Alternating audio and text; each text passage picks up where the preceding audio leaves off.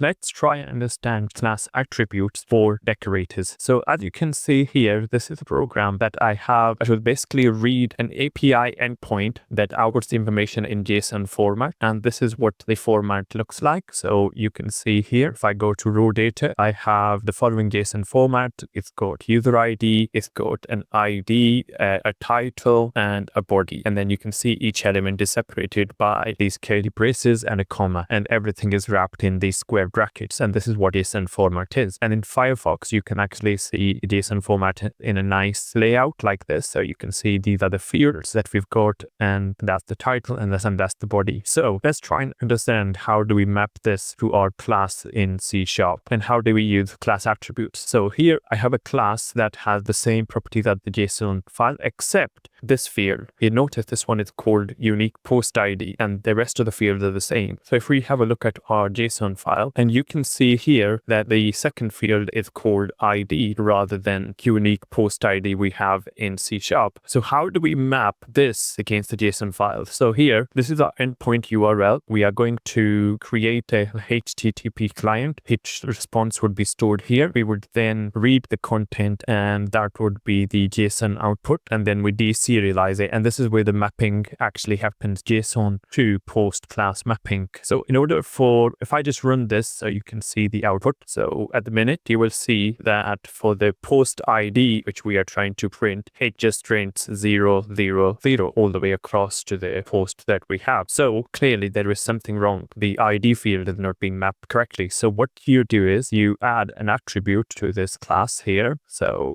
this is the attribute that you would add to your class. And as you can see here, it's a JSON property name. And what we said is this UniquePostId should actually map to ID over here. So this is what it appears in the JSON file, and this is what it appears in our class. So we want them both to be linked. And now if I run my program, what you will see is the mapping happens correctly, and all the ID numbers, as you can see here, appear correctly, and there is no longer any mapping issue. So just by simply using the JSON property name and adding that other decorator or an attribute to our property here in the class post, we can easily map our items when it deserializes the JSON text file that we get about. So I hope this explains about custom attributes you can add to your classes, including to your methods, to your properties, and how they behave. So in this instance, we used an attribute JSON property name to allow our mapping against the JSON file here, because we have called things differently. So we're just resolving the mapping conflict by using an attribute over here.